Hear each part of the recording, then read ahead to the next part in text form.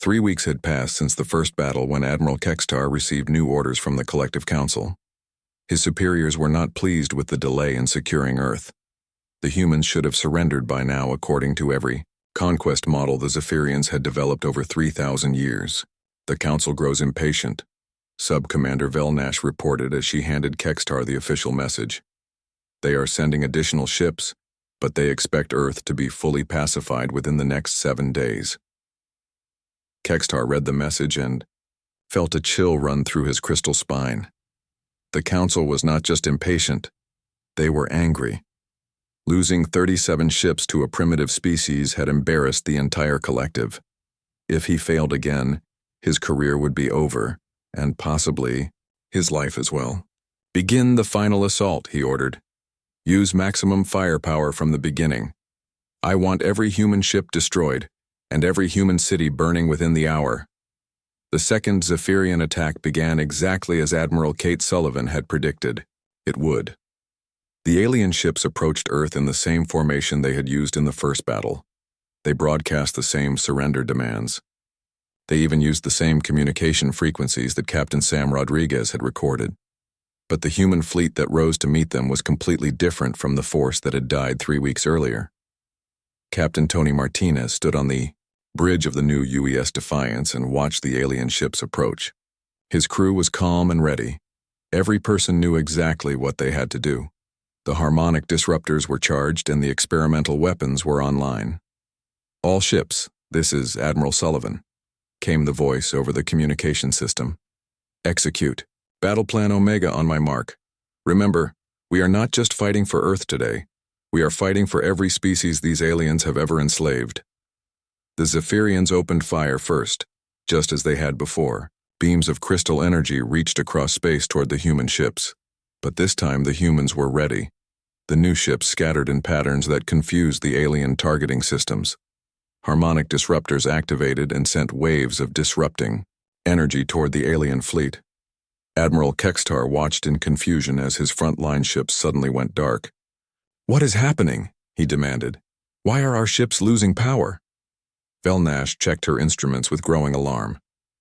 "Admiral, the humans are broadcasting some kind of interference pattern. Our crystal matrices are becoming unstable. Ship after ship is going offline." "That is impossible," Kextar replied. "Human technology is centuries behind ours. They cannot possibly understand our systems well enough to disrupt them." But the evidence was right in front of him. Zephyrian ships that had conquered 1,000 worlds were drifting helpless in space. Their crystal hulls were still intact, but their power systems were dead.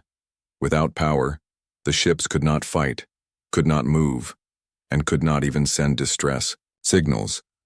Captain Amy Foster led her fighter squadron through the gaps in the alien formation. Her ships were so small that the Zephyrian sensors barely detected them until it was too late. Each fighter carried experimental weapons designed to exploit weaknesses in crystal armor. "This is Foster to all wings," she said over the radio. "Primary, targets are the command ships. Take out their bridges and their communication arrays, make them blind and deaf." The human fighters swarmed over the disabled alien vessels like angry wasps. They were too small and fast for the heavy weapons to track, but their own weapons were perfectly designed to punch through crystal hulls. One by one, the command centers of the Zephyrian fleet went dark. But Admiral Sullivan was not finished. The harmonic disruptors had been only the first phase of her plan. Phase 2 was about to begin. "All boarding teams, you are cleared for launch," she announced. From hidden positions throughout the human fleet, assault shuttles emerged and raced toward the disabled alien ships. Each shuttle carried a team of soldiers trained specifically for fighting Zephyrians in close quarters. Sergeant Major Chris Johnson led the first boarding team onto the alien flagship. His soldiers moved through the crystal corridors with weapons designed to shatter the aliens' natural armor. The Zephyrians had never developed proper boarding defenses, because no enemy had ever been crazy enough to attack their ships from the inside. "This is incredible," reported Lieutenant Colonel Tracy Adams as her team secured the alien ship's engine room. "They have no security systems, no blast doors, no defensive positions. It is like they never imagined anyone would board their ships." The Zephyrian crew fought bravely, but they were completely unprepared for human tactics. Their energy weapons were designed for ship-to-ship combat, not fighting in narrow corridors. The humans moved fast and struck hard, using the ship's own crystal structure to reflect and amplify their weapons' effects. Admiral Kextar found himself trapped on his own bridge as human soldiers advanced through his ship. He had commanded fleets that conquered entire star systems, but he had never been in a ground fight. The humans moved like predators, coordinating their attacks and covering each other with a skill that spoke of thousands of years of warfare. "Surrender," demanded the human soldier who finally reached the bridge. Sergeant Johnson pointed his weapon at Kextar's chest and waited. Kextar looked around his bridge at the bodies of his crew and the humans who now controlled his ship. "This is impossible," he whispered. "You are primitives. Your technology is inferior. How did you do this?" Johnson smiled grimly. "Simple. We learned. You aliens have been doing the same thing for thousands of years. You never change, never adapt, never grow. But humans? We get better every time someone tries to kill us." The battle was over in less than 2 hours. Every ship in the Zephyrian fleet was either destroyed or captured. Not a single human vessel had been lost. The aliens who had ruled the galaxy for 3 millennia had been completely defeated by a species that had been in space for less than 2 centuries. Admiral Sullivan stood in the captured alien flagship and looked at the tactical displays. The Zephyrian fleet was gone, but more would come. The collective had thousands of ships and billions of soldiers. This victory was just the beginning. Dr. Hayes approached her with a datapad full of information downloaded from the alien computers. "Admiral, you need to see this. We now have access to their entire database. Star charts, military records, the locations of every world they have conquered. We know where they come from and how their entire empire is organized." Kate smiled as she looked at the data. The Zephyrians had thought they were conquering a primitive world. Instead, they had given humanity the keys to their entire civilization. "Send a message to Earth Command," she ordered. "Tell them to begin construction of a full battle fleet. We are not just going to defend Earth anymore. We are going to liberate every world these aliens have enslaved." Captain Sam Rodriguez, who had been monitoring alien communications during the battle, approached with another piece of disturbing news. "Admiral, the Collective Council is already mobilizing reinforcements. They are sending their entire reserve fleet to Earth. Over 2,000 ships." Kate looked at the star charts showing Zephyrian territory. It stretched across hundreds of light years and included thousands of conquered worlds. The aliens had slaves, resources, and ships beyond counting. But they also had a fatal weakness that they did not even know existed. "Let them come," she said, quietly.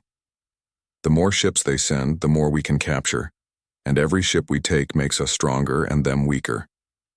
The tide of war had turned. The hunters had become the hunted. The Zephyrians just did not know it yet. The wreckage still glowed in Earth's orbit 3 days after the battle. Pieces of human and alien ships drifted like metal snow against the black sky. But down on Earth, something was happening that the Zephyrians had not expected. Dr. Richard Hayes stood in his underground laboratory beneath Colorado Springs. Around him, teams of scientists worked on pieces of crystal that had once been part of alien ships. The Zephyrians thought their technology was too advanced for humans to understand. They were wrong. "Look at this," Richard said to his assistant, Dr. Carol Stone. He held up a small piece of blue crystal that still hummed with energy. "This is not just technology. This is almost alive. The crystal grows and changes based on what it needs to do." Carol leaned closer and scanned the crystal with her instruments. "The energy patterns are fascinating. Everything works together like parts of a single organism. But Richard, if we can understand how it works, maybe we can find a way to stop." Richard smiled for the first time since the invasion. "That is exactly what I was thinking." Above ground, General Patricia Lee was dealing with a different kind of problem. The Zephyrians had not yet landed troops on Earth, but their ships were getting closer every day. Refugees from the outer colonies brought stories of alien soldiers who could not be killed by normal weapons.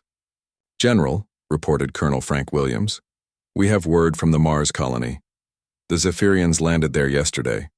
Our defense force held out for 6 hours before being overrun. The alien ground troops are heavily armored and carry energy, weapons that cut through our best tanks like paper." Patricia nodded grimly. Mars had 20,000 soldiers and the best equipment Earth could provide. If they fell in 6 hours, Earth's armies would not last much longer. "What about the underground bunkers?" "Still holding for now," Frank replied. "But the aliens are not in a hurry. They seem to be studying our technology and tactics, like they are learning how we fight." That was the most disturbing news of all. The Zephyrians were not just conquering Earth. They were taking their time to understand human military thinking. This was not their first conquest, and they knew exactly how to break a species' will to fight. But they had made one crucial mistake. They had never fought a species that could adapt as quickly as humans. Captain Sam Rodriguez was proof of that. His stealth ship Ghostwalker had been damaged in the first battle but not destroyed. While the main fleet died fighting, Sam had played dead among the wreckage. For 3 days, he and his crew had drifted in space, watching and learning. "Captain," whispered Lieutenant Bobby Clark, "we are picking up massive amounts of communication, traffic between the alien ships. Their language is complex, but our computers are starting to find patterns." Sam nodded and kept watching the alien fleet through his telescope. The Zephyrian ships moved in perfect formation, never changing their patterns. Each ship type had a specific role and never deviated from it. After 3 days of observation, Sam could predict exactly what each ship would do in any situation. "They are like a machine," he said quietly. "Everything is planned and organized. No creativity, no improvisation. They do the same thing every time because it has always worked before." "Sir," reported Chief Petty Officer Nancy White from the communication station, "I think I have figured out their tactical frequency. Every ship in their fleet uses the same command channel, and it is not encrypted. They have never needed to worry about anyone listening in." Sam smiled. That was exactly the kind of arrogance that could be exploited. "Record everything. Every order, every position report, every tactical discussion. We are going to give Admiral Sullivan the best intelligence briefing in human history." Getting back to Earth without being detected took 2 more days. Sam's ship was designed for stealth, but the alien sensors were more advanced than anything humans had seen before. He had to use every trick he knew to slip past their patrol ships. When the Ghostwalker finally reached Earth, Sam was amazed by what he found. The planet looked like a giant construction site. Every shipyard was working at maximum capacity. New ships were being built faster than anyone thought possible. But these were not the same designs that had fought in the first battle. Admiral Kate Sullivan met Sam personally when he docked at New Horizons Station. She looked tired, but determined. Behind her stood Dr. Hayes and a dozen other scientists carrying data pads and equipment. "Captain Rodriguez," Kate said, "I hope you have good news because we need some." Sam handed her a data crystal containing everything his ship had recorded. "Admiral, I have 3 days of alien communications, tactical formations, and behavioral patterns.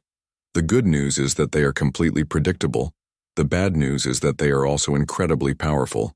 Dr. Hayes took the crystal and plugged it into his portable computer. Data streams flowed across the screen as the alien communications were translated and analyzed. "This is incredible," he whispered. "They use the same attack patterns for every engagement. The same formations, the same tactics. They have not changed their methods in thousands of years." "That makes sense," Kate replied. "Why change what works? But it also gives us an advantage. If we know what they are going to do, we can be ready for it." Dr. Hayes pulled up another display showing the crystal samples his team had been studying. "Admiral, we have made a breakthrough with their technology. The crystal matrix that powers their ships operates on specific harmonic frequencies. If we can disrupt those frequencies, their ships become floating junk." Kate felt hope for the first time since the invasion began. "How long do you need to build these harmonic disruptors?" "The prototype is already complete," Hayes replied. "We can have production models ready in 2 weeks. But Admiral, there is something else." The alien crystals are not just technology. They are some kind of living computer system. If we can hack into their network, we might be able to do more than just disable their ships. Sam looked confused.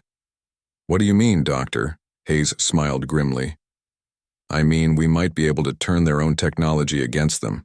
Every ship in their fleet is connected to the same network. If we can get access to that network, we could potentially take control of their entire fleet. Kate stared at the data displays showing alien ship positions and movement patterns. An idea was forming in her mind. It was dangerous and probably impossible. It would require perfect timing and a lot of luck. But if it worked, the Zephyrians would regret ever coming to Earth. Gentlemen, she said slowly, I think I know how we are going to win this war. But first, we need to build some new ships and train our people in tactics the aliens have never seen before. Over the next 2 weeks, Earth's shipyards worked around the clock. The new ships looked similar to the old ones, but they carried harmonic disruptors and other weapons based on captured alien technology. More importantly, they were designed to fight in ways the Zephyrians would not expect. Captain Tony Martinez was one of the first to receive a new ship. The UES Defiance looked like a standard cruiser, but it could split apart into smaller units that fought independently. Captain Amy Foster commanded a squadron of fighters so small they barely showed up on sensors. Each pilot had trained to exploit the blind spots in alien detection systems. The aliens were still studying human tactics from the first battle. They thought they understood how humans fought. They were about to learn that humans could change faster than any species they had ever encountered. The second battle was coming soon. This time the humans would be ready. The stars looked different today. Admiral Kekstar stood on the bridge of his massive ship and watched the small blue planet grow bigger on the screen. Earth was its name according to their files. A simple world with simple creatures who had only just learned to travel between stars. The Zephyrian fleet stretched across space like a metal storm. 300 ships of different sizes moved together toward the human world. Each ship was made of living crystal that could repair itself and grow stronger with each battle. The Zephyrians had used these ships to conquer every world they had ever found. Sub-Commander Vel Nash walked up to Kekstar with a data pad in her hands. Her crystal skin glowed with the soft blue light that meant she was excited. The humans have been in space for less than 200 years, she said with a voice that sounded like wind chimes. Their ships are made of basic metal and their weapons are primitive. This will be the fastest conquest in our history. Kekstar nodded and looked at the data. The humans had maybe 50 ships in their entire fleet. Most were small patrol vessels that could barely fight a single Zephyrian scout ship. Their largest warship was smaller than a Zephyrian supply vessel. This would indeed be easy. Begin the attack sequence, Kekstar ordered. I want this over before their sun sets on their capital city. On Earth, alarms were screaming across every military base. Lieutenant Commander Jake Morrison sat in the command center of Luna Base and watched the radar screens fill with red dots. Each dot was an enemy ship bigger than anything humans had ever built. Get me Admiral Sullivan right now, Jake shouted. Over the noise of people running and computers beeping, Admiral Kate Sullivan was already on her way to the orbital station New Horizon. She had been a fighter pilot before becoming an admiral, and she still moved like someone ready for a fight. When she reached the command center, Captain Danny Walsh was waiting with the worst news possible. Ma'am, we count 300 enemy vessels approaching Earth, Danny said, his face pale. Our entire fleet is 47 ships and most of them are science vessels or cargo haulers. We have maybe 12 real warships. Kate looked at the tactical display and felt her heart sink. The enemy ships were huge. Their smallest vessel was twice the size of Earth's biggest battleship. Standard military thinking said they should surrender immediately to save lives. Ma'am, Danny continued, the enemy is broadcasting a surrender demand. They want us to stand down all weapons and prepare for occupation. They promise to treat prisoners well if we cooperate. Kate stared at the screen for a long moment. She thought about her daughter back on Earth. She thought about every human who had ever looked up at the stars and dreamed of exploring them. She thought about humanity's long history of fighting impossible odds and somehow winning. Send a message to every ship in the fleet, Kate said quietly. Tell them this is Admiral Sullivan. We did not come this far just to give up when someone bigger shows up. These aliens think they can take our home because we are new to space. They are about to learn that being new does not mean being weak. The first battle started when the Zephyrian fleet reached Earth's outer defense line. Captain Lisa Chen commanded the UES Liberty, a small frigate that carried more courage than firepower. She watched the enemy ships approach like a crystal avalanche. "Weapons ready," Lisa ordered. "If we are going down, we are taking some of them with us." The Zephyrian ships opened fire first. Beams of pure energy cut through space and struck the human vessels. The UES Defender exploded in the first salvo. The UES Guardian lost its engine section and began spinning out of control. But the humans did not run. Lisa watched her ship's armor melt under enemy fire. Her engine room was gone and half her crew was dead. Any sane captain would surrender or retreat. Instead, Lisa did something the Zephyrians had never seen before. "Full speed ahead," she ordered. "Ram the big one." The UES Liberty, burning and broken, accelerated directly toward the Zephyrian destroyer Bright Lance. The alien captain tried to turn away, but it was too late. The human ship smashed into the crystal hull like a hammer hitting glass. Both ships exploded in a ball of fire that lit up space. On the Zephyrian flagship, Admiral Kextar watched the explosion with confusion.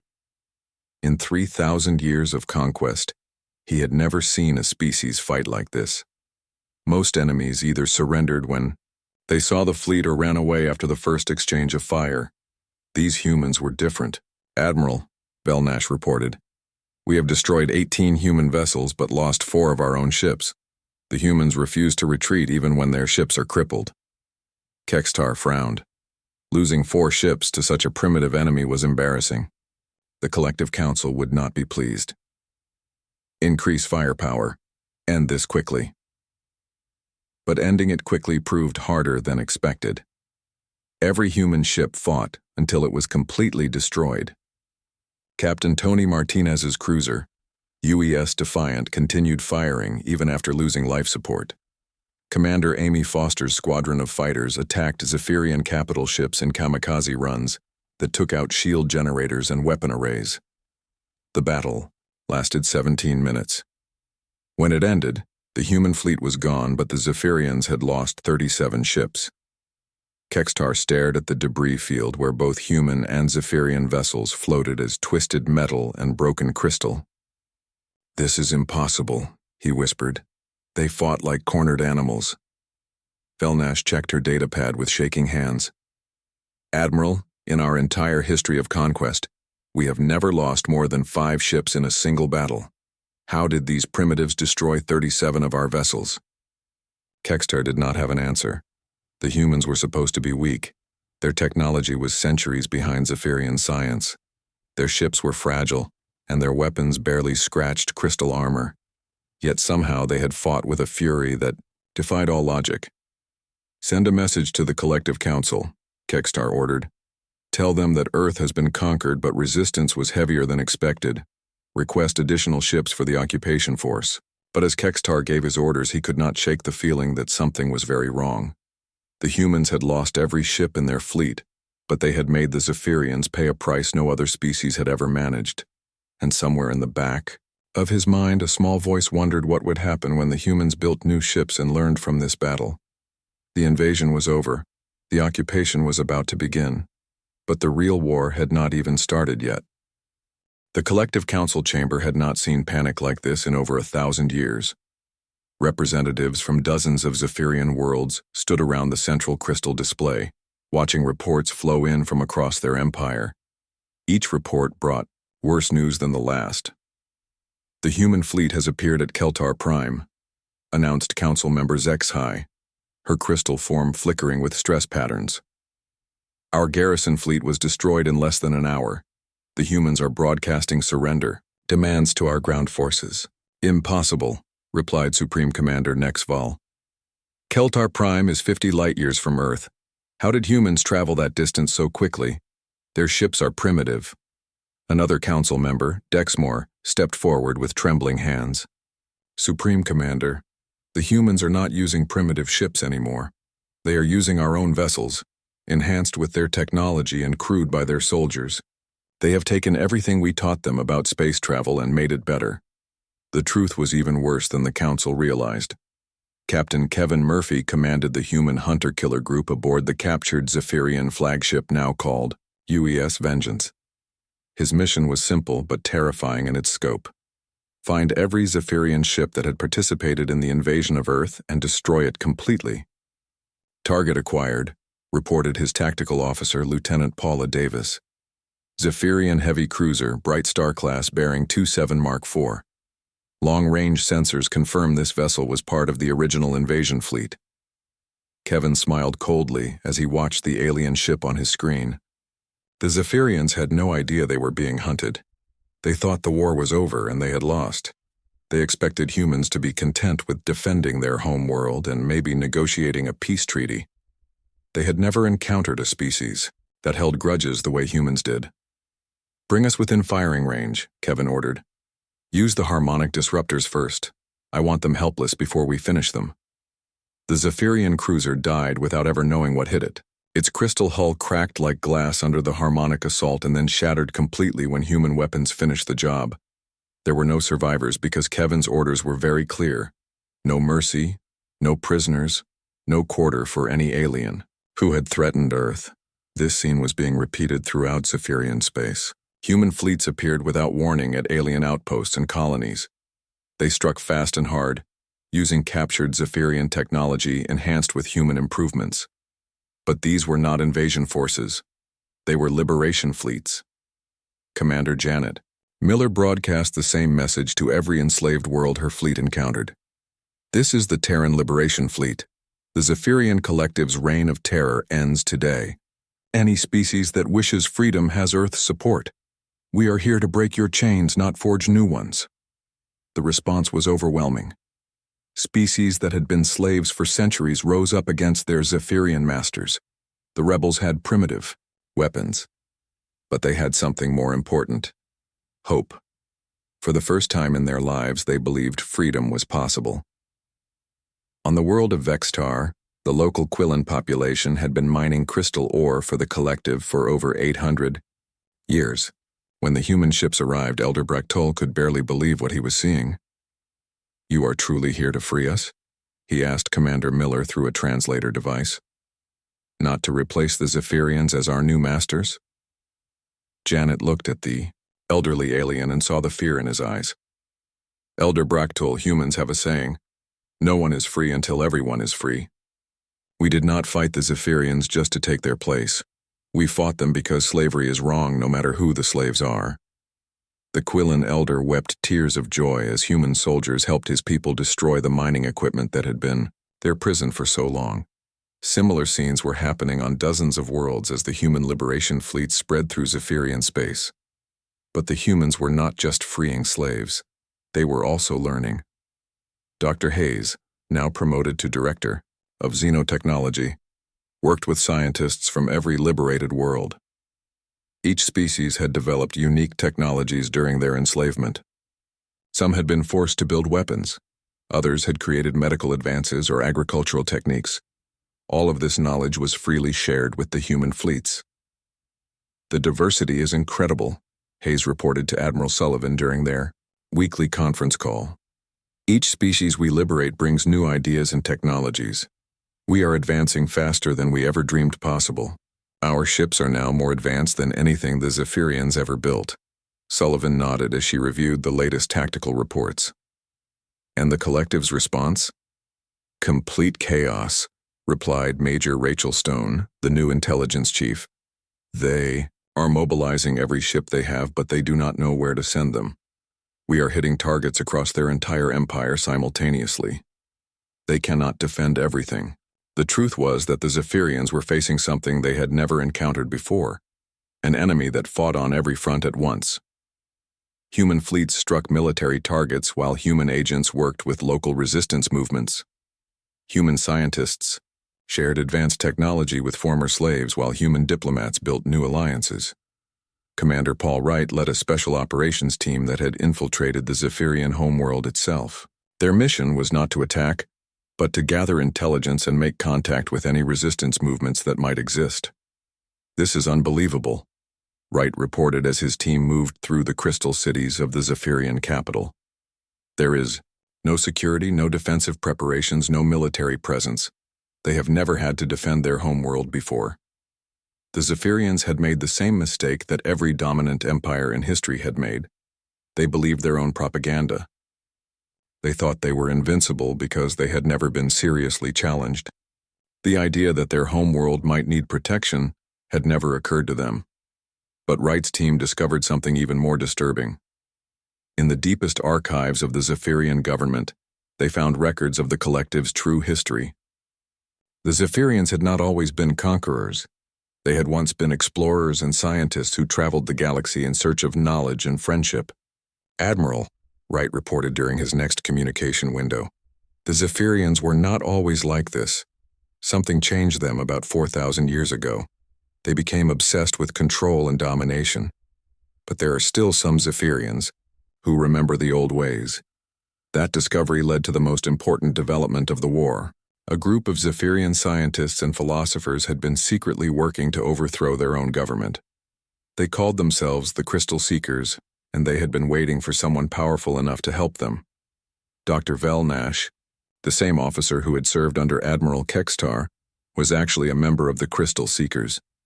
She had been feeding information to the human fleets through hidden communication channels. The quick human victories had not been due to luck alone. They had been guided by Zephyrians who wanted their own people to be free. "The collective has become a cancer that must be removed," Velnash explained during a secret meeting with human representatives. "We have tried for centuries to change our society from within, but the old guard is too powerful. Only an external force can break their control." Admiral Sullivan listened to this intelligence with mixed feelings. The humans had been fighting what they thought was a war of liberation against alien oppressors. Now they learned that many of the aliens were victims too, trapped by their own corrupt leadership. "Dr. Velnash," Sullivan said carefully, "what do you and your people want? How do we end this war in a way that serves justice?" The Zephyrian scientist's crystal form glowed with hope. "We want trials for the war criminals who have enslaved so many worlds. We want a new government based on the old principles of exploration and cooperation. And we want to help you build a galaxy where no species ever again suffers under the kind of tyranny the collective has imposed." The hunt was not just about destroying ships anymore. It was about destroying an entire system of oppression that had lasted for thousands of years. And for the first time since the war began, Admiral Sullivan could see a path to victory that did not require genocide. The Zephyrian Empire was crumbling from within and without. Their fleets were being destroyed by humans who fought like demons. Their slave worlds were in open revolt, and now their own people were turning against them.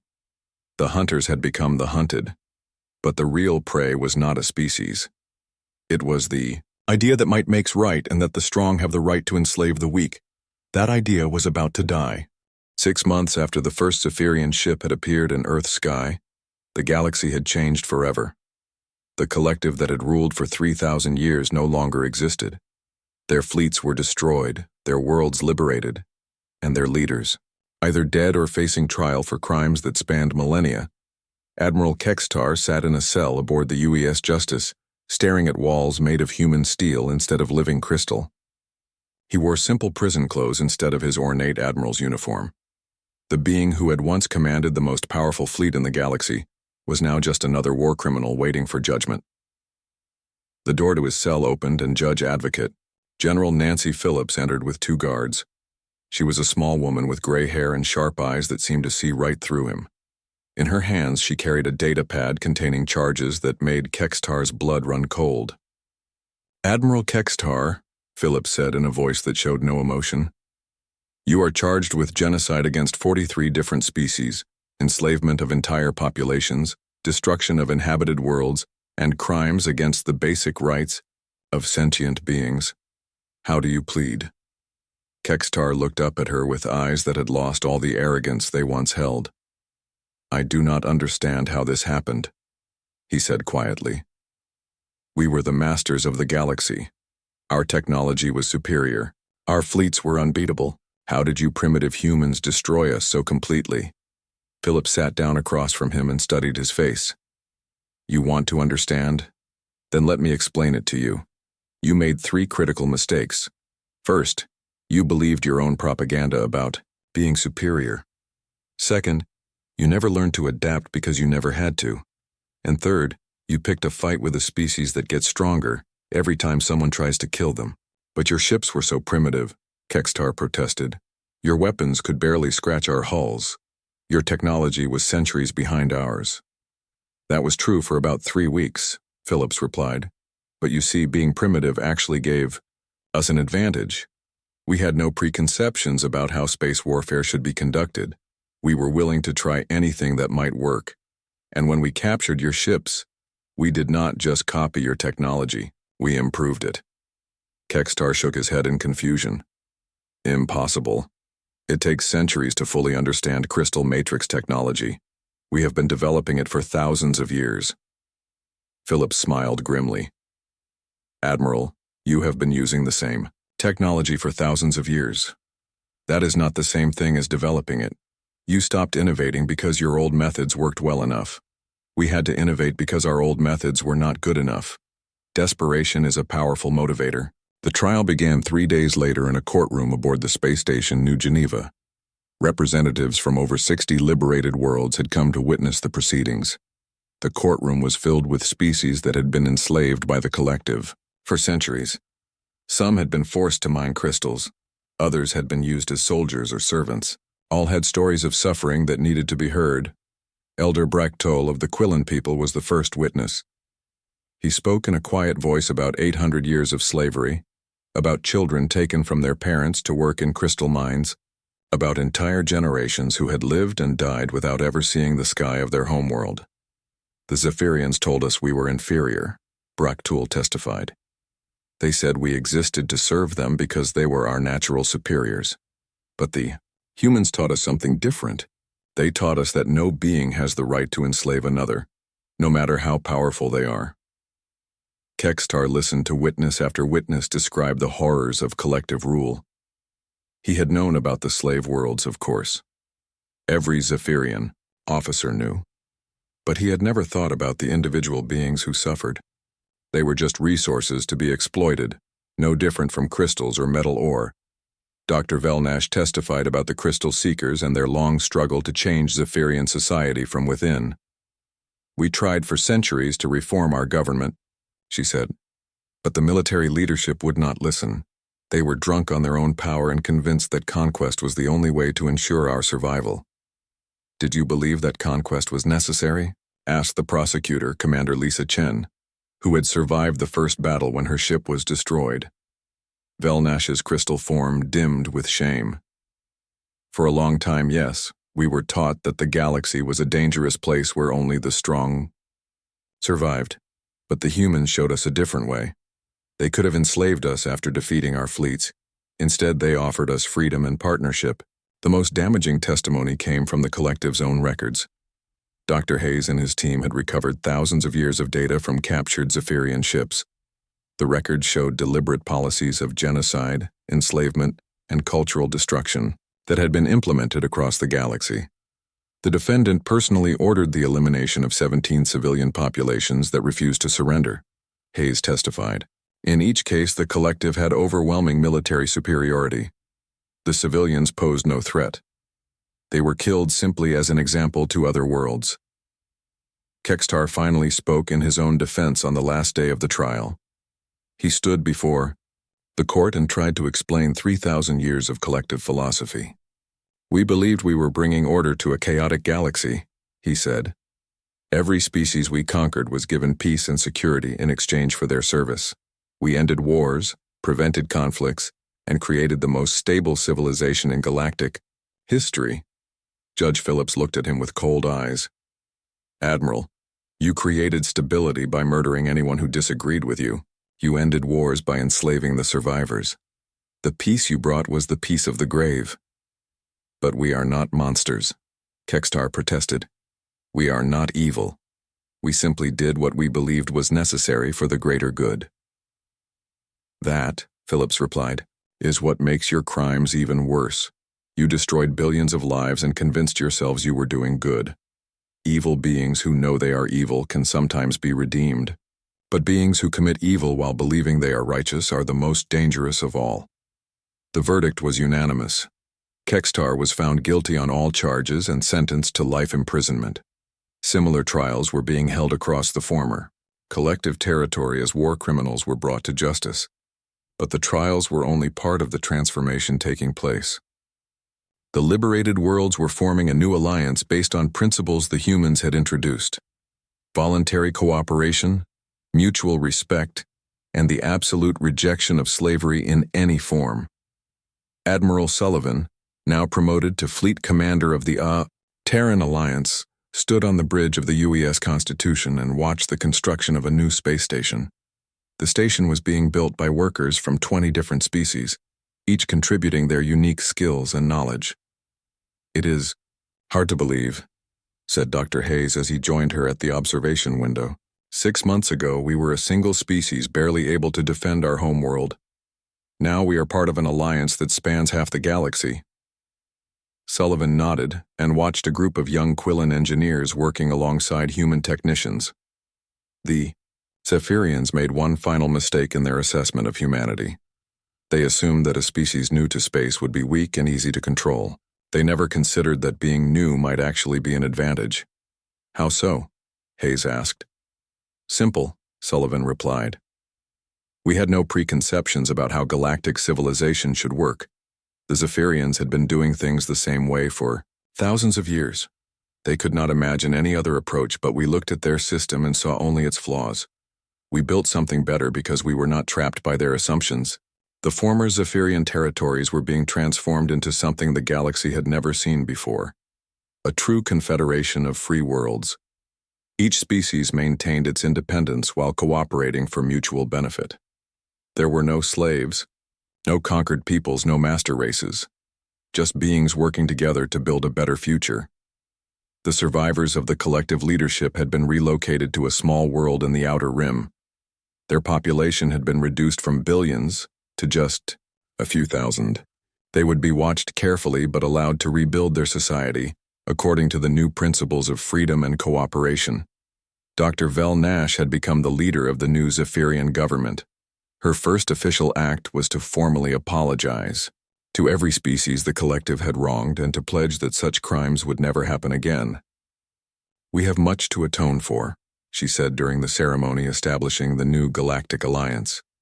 "But we also have much to contribute. The humans have taught us that true strength comes not from conquering others, but from lifting them up." The galaxy had learned a hard lesson about the dangers of unchecked power and the importance of questioning authority. The Zephyrian collective had fallen not because they were weak, but because they were inflexible. They had ruled through fear and force for so long that they forgot how to adapt when faced with a real challenge.